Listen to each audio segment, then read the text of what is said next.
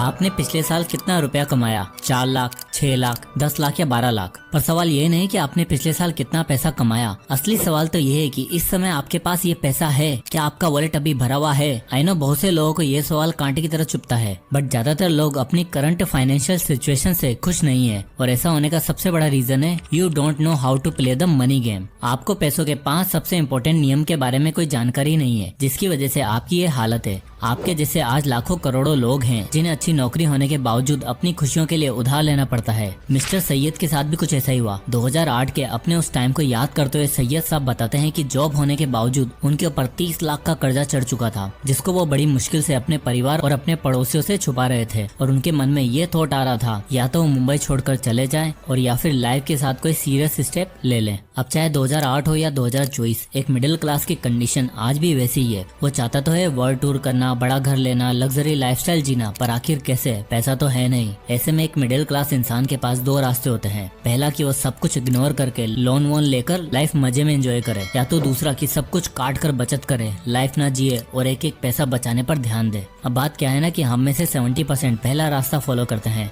दुनिया की ऐसी की तैसी बोल के आगे निकलते हैं, और 30% लोग दूसरा रास्ता फॉलो करते हैं। पर इन दोनों के अलावा भी एक तीसरा रास्ता है जिसकी हेल्प से आप फाइनेंशियली फ्री हो सकते हो और एक अच्छी सेविंग्स के साथ रिटायर हो सकते हो। और ऐसा तब हो सकता है जब आप पैसों के 5 सबसे इम्पोर्टेंट नियम जान लो, जिनको दुनिया के फेमस ऑथर डेव रामसेन ने अपनी book the total money makeover के जरिए लोगों तक पहुंचाया है। अब ये नियम सिर्फ समझाने के लिए नहीं है, बल्कि आपके लिए एक रोड मैप की तरह है जो आपके माइंडसेट को बाकी लोगों से अलग बनाने में मदद करेंगे। तो आइए स्टेप बाय स्टेप इन नियमों को समझने की कोशिश करते हैं। रूल नंबर 1, सब सही नहीं होगा, स्टॉप प्रिटेंडिंग। दोस्तों, दुनिया में मोस्टली लोग अपने आप को झूठ के बबल में रखते हैं। उन्हें पता ही नहीं कि उनकी हेल्थ अच्छी नहीं है, उनकी फाइनेंशियल कंडीशन अच्छी नहीं है, पर फिर भी बोलते हैं सब सही है। जेब खाली रहती है, फ्यूचर की बजी पड़ी रहती है, फिर भी बोलते हैं सब सही है और ऐसा प्रिटेंड करते हैं कि कोई दिक्कत ही नहीं है। बस इसी झूठ को सच बनाए रखने में अपनी पूरी जिंदगी लगा देते हैं और एंड में मीडियोकर सी लाइफ जी के खत्म हो जाते हैं। अब प्रेम प्रकाश को ही देख लो, 25,000 की नौकरी करते हैं और भाई साहब के ठाट बाट ऐसे हैं जैसे कोई रईस हो। इनकी एक आदत ये भी है कि अपने आप को दुनिया का फिटेस्ट इंसान समझते हैं, खूब सारा जंक फूड और ऑयली खाना खाते हैं पर अपने आप को फिट समझते हैं। और कुछ ऐसा ही करते हैं ये अपने फाइनेंस के साथ भी। प्रेम भाई दिल खोलकर खर्चा करते हैं, सैलरी आते ही हर महीने शॉपिंग करते हैं, और तो और जब पैसा पूरा नहीं पड़ता तब EMI बनवा लेते हैं। अब हुआ क्या, सैलरी तो है 25,000, पर जब भी भाई साहब ने देखा कि सिर्फ EMI और लोन मिलाकर 18 से 20,000 हो रहा है, तब उन्हें थोड़ी चिंता हुई। पर फिर भी वही सब सही है वाला एटीट्यूड रखा और खर्चे पे खर्चे करते चले गए। और फाइनली हुआ ये कि जब तक इन्हें होश आया तब तक इनके पास ना ही कोई काम था, ना ही पैसा, और कर्जा 5-6 लाख रुपए का। ये वही वाली बात हुई ना, अगर आप पानी में मेंढक को डाल दो और धीरे धीरे गर्म करोगे तो उसे कुछ नहीं समझ आएगा। सब सही है करता करता वो फाइनली मर ही जाएगा। ठीक उसी तरह आज का यूथ अपने फाइनेंस को मैनेज कर रहा है। इन्हें फील ही नहीं होता कि कुछ गड़बड़ है और ये कभी अपनी गलती मानते नहीं है। अगर आप सोचते हो कि सिर्फ जिम जाके आने से आपकी बॉडी बन जाएगी या सिर्फ पैसा कमाना है और बाकी काम अपने आप हो जाएगा, तो ऐसा नहीं होगा। ये सब चीजें आपका टाइम और आपकी डेडिकेशन मांगती हैं। इसलिए सब कुछ सही है सोचने की जगह एक पेन और पेपर लेकर बैठो और 2 कॉलम बनाओ। एक में अपनी इनकम लिखो कि कितने सोर्सेज से आपका कितना पैसा आता है और आपके महीने भर के खर्चे कितने हैं। साथ ही ये भी देखिए कि आप कितना सेव कर रहे हो और कितना इन्वेस्ट। ऐसा करने से आपको पता चलेगा कि आप कितने पानी में हो और फिर आपको प्रिटेंड करना बंद करना पड़ेगा और अपनी कंडीशन को बेटर बनाने पर ध्यान देना होगा। रूल नंबर 2, मुसीबत बता के नहीं आएगी, इमरजेंसी फंड। दोस्तों, मर्फी लॉ कहता है if anything can go wrong it will go wrong, यानी अगर कुछ गलत हो सकता है तो वो होगा, और इसी गलत के लिए आपके पास जरूरी फंड होना चाहिए, which is an emergency fund. Emergency fund का मतलब ऐसा अमाउंट है जो आपको प्रेशर सिचुएशन से बाहर निकाल पाए बिना आपका बैंक बैलेंस खत्म किए। देखो यार, लाइफ में मुसीबत कभी बता के नहीं आती। प्रेशर सिचुएशन जैसे कि इनकम लॉस, जॉब लॉस या कोई बीमारी या कोई डिसेबिलिटी जैसी सिचुएशन अक्सर आपके फाइनेंशियल प्लान और फ्यूचर की कमर तोड़ कर रख देती है। और आपको ये जानकर हैरानी होगी कि इंडिया में 75% लोगों के पास कोई भी इमरजेंसी फंड नहीं है। वो अपने पेरेंट्स और फ्रेंड्स को अपना इमरजेंसी फंड समझते हैं और इसी वजह से प्रेशर सिचुएशन में उन्हें अपना सब कुछ बेचना पड़ता है। कुछ ऐसा ही हुआ 30 साल के आनंद के साथ। बेंगलोर की IT कंपनी में जॉब करने वाला आनंद ठीक ठाक अर्न कर रहा था, पर उसके पास इमरजेंसी के लिए कोई भी फंड नहीं था। उसके बैंक में कुछ 4-5 लाख रुपए थे। अब हुआ ये कि एक दिन ऑफिस जाते समय उसका एक्सीडेंट हो गया और उसकी बाइक इंश्योर्ड नहीं थी और न ही आनंद के पास इंश्योरेंस था। अब खुद की बाइक और हड्डियां टूटी, उसका पैसा तो देने ही पड़े, साथ ही जिस गाड़ी वाले को टक्कर मारी थी उसका भी कंपनसेशन देना पड़ा। और ये सब कुछ हो ही रहा था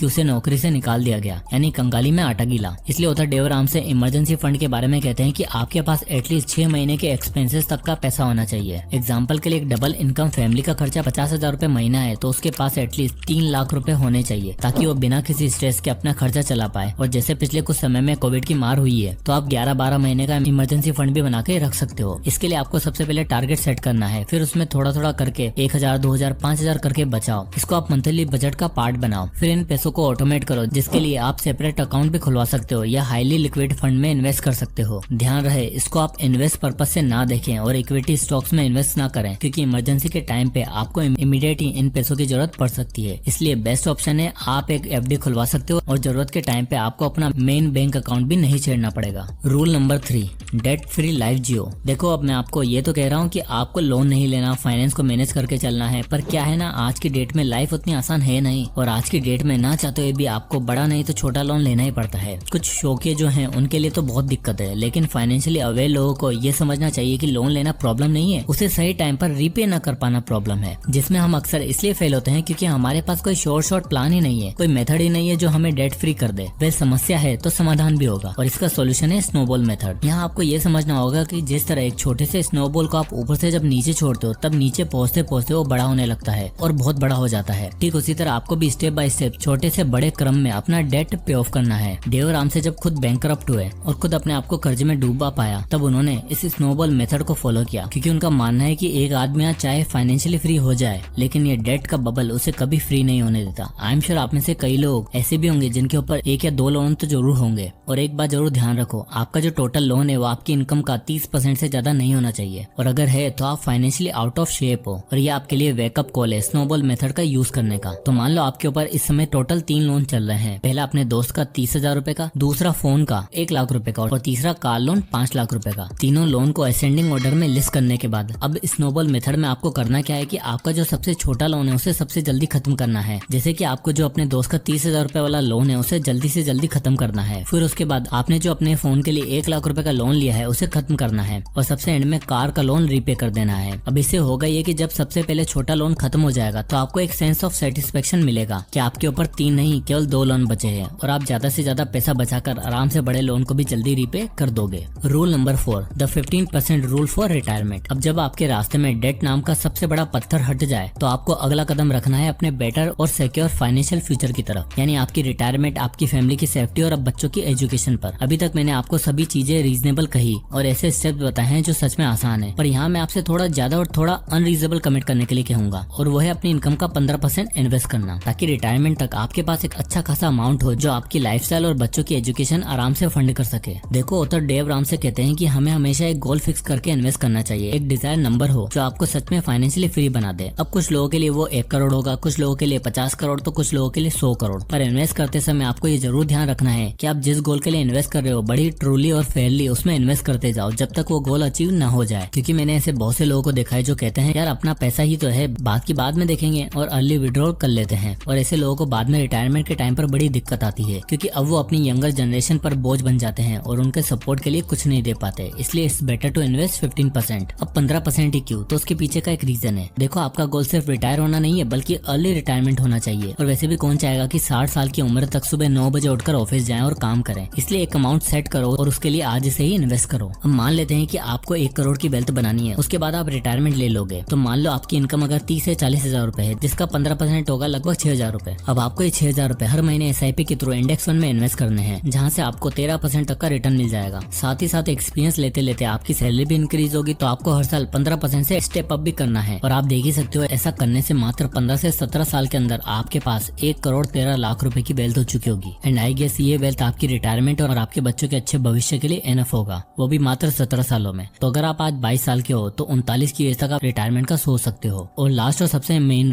रूल नंबर 5, अपनी लाइफ का फाइनेंशियल कंट्रोल अपने हाथ में रखना। क्योंकि इस दुनिया में जितना मुश्किल अमीर बनना है ना, उससे कहीं ज्यादा मुश्किल है अमीर बने रहना, यानी अपनी वेल्थ को प्रिजर्व करना। और ये सिर्फ आप तभी कर सकते हो जब आपकी लाइफ और आपके पैसों पर किसी और का इन्फ्लुएंस ना हो। देखो क्या है ना, जब हम पैसा कमाने लगेंगे और इन्वेस्टमेंट की नई नई फील्ड्स को एक्सप्लोर करेंगे ना, तो हमें बीच में ऐसे बहुत से लोग मिलेंगे जो हमें नीचे गिराने की या हमें काटने की कोशिश करेंगे, या आपको 1 बार 2 बार सही आइडिया और टिप तो देंगे जिससे आपका इनके ऊपर यकीन हो जाएगा, और फिर एकदम से ही जब आप तीसरी बार बड़ी बैट खेलोगे आपको समझ आ जाएगा कि आपका पैसे की वाट लग गई है। कुछ ऐसा ही हुआ 52 साल के ऋषिन मंजुमदार के साथ। दरअसल ऋषिन ने 2013 में श्रद्धा चिट फंड में 5 लाख रुपए लगाए, और अपने साथ उन्होंने लोगों को इन्फ्लुएंस भी किया और टोटल 30 लाख रुपए लगवा दिए। कुछ समय तक तो लोगों को अच्छा खासा पैसा मिला, पर बाद में जब ये घोटाला पकड़ा गया तब उनके और उनके द्वारा लगाए गए लोगों के 30 लाख रुपए डूब गए। इसी वजह से उन्हें लोगों का गुस्सा भी झेलना पड़ा, उनकी फैमिली तक को भी नहीं बख्शा गया और हुआ ये कि उन्हें 30 लाख का कर्जा लेकर उन लोगों का पैसा चुकाना पड़ा और डबल शिफ्ट में काम भी करना पड़ा। अब आप सोच भी नहीं सकते कि कितने लाखों लोगों का सिर्फ इसलिए नुकसान हुआ क्योंकि उन्होंने अपने से ज्यादा भरोसा एक कंपनी पर किया। इसलिए सारे डिसीजन सोच समझ कर लो और अपना कंट्रोल अपने हाथ में रखो। राइट और अच्छे मेथड से इन्वेस्टिंग करो, एसेट बिल्ड करो और अगर आपको उस चीज की नॉलेज नहीं है तो सीखो, यूट्यूब से, गूगल से कंटेंट कंज्यूम करके स्किल डेवलप करो। पैसिव इनकम सोर्स की तरफ ध्यान लगाओ। सिर्फ सैलरी को प्राइमरी इनकम सोर्स मत बनाओ क्योंकि उसका कंट्रोल आपके हाथ में नहीं है। Real estate, property, small scale business, online store, investing जैसे पैसिव इनकम आइडियाज ढूंढो जो आपको खुद से पैसा कमाना सिखाएंगे। अपना एक गुरु बनाओ, उनको स्टडी करो, उनका पैटर्न फॉलो करो। ये व्हाट्सएप और टेलीग्राम के जो सो कॉल्ड गुरु है ना, उन पर विश्वास मत करो। ये सब सिर्फ आपको नोचने बैठे हैं और सही मायनों में वेल्थ बिल्डिंग उसे कहेंगे जब आप अपने एसेट के एक एक रुपए के लिए हर छोटे बड़े डिसीजन के लिए खुद मेहनत करोगे, खुद एक ऐसा फाइनेंशियल रोड में बनाओगे जिस पर चलकर आपको, आपके परिवार को और समाज को आप पर गर्व होगा।